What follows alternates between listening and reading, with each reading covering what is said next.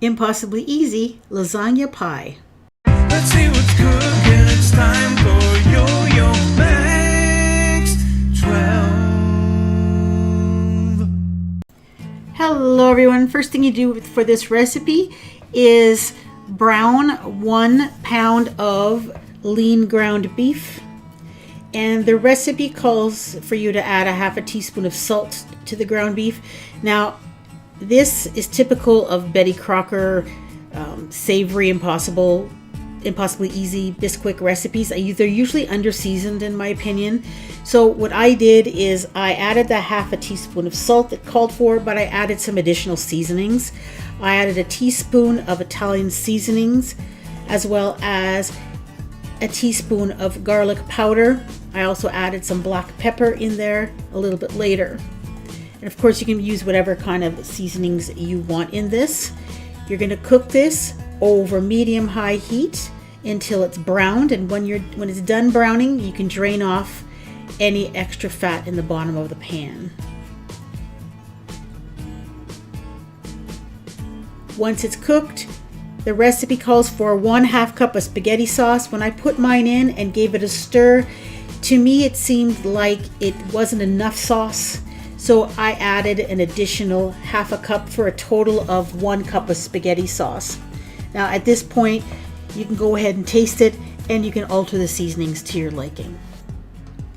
Now at this point, the heat is turned off and we're going to add 1/2 cup of mozzarella cheese to this, and we're going to stir that in.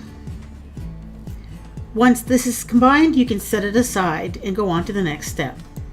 Now you'll need a 9-inch pie plate. Spray it with cooking spray or grease it up. Then you're going to add in 1/3 of a cup of ricotta cheese or small curd creamed cottage cheese. Now, once I started to spread this around the bottom, to me it didn't look like enough. So I added about an additional 1/4 cup to this as I was spreading it out, just so that there was cottage cheese basically across the entire bottom.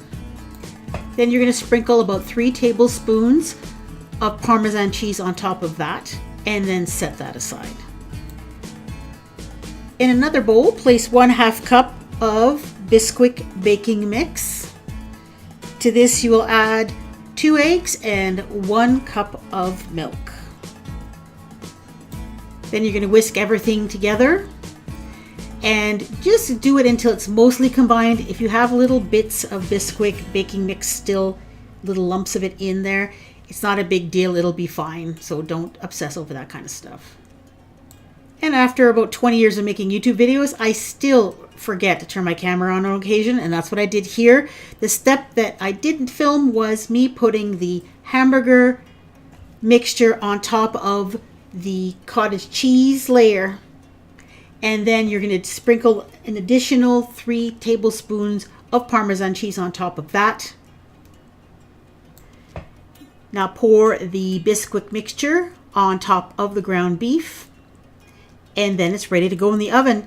You'll bake this at 400 degrees Fahrenheit for 30 to 35 minutes until a knife inserted in the center comes out clean.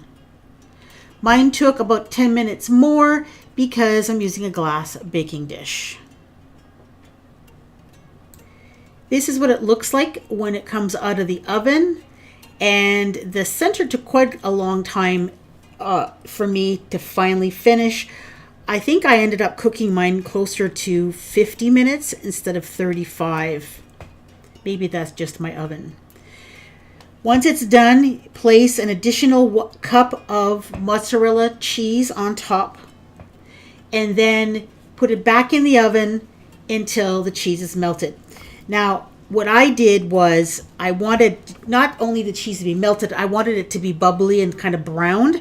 So I put the broiler on. And rule of thumb, if you're using a broiler in your oven, stand there by the door and watch it. Do not look away.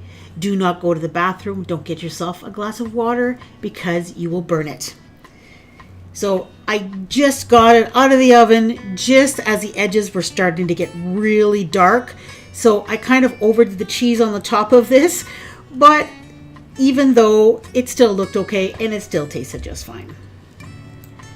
So my impressions on this recipe, it's actually quite good. It's super simple. What happens is as it's baking, the Bisquick makes a layer on the top and on the edges. So it almost gives it almost like a pizza crust on the edges, and it gives you a little bit of biscuit-like crust on the top. It tastes a lot like lasagna because it has all the lasagna flavors in there.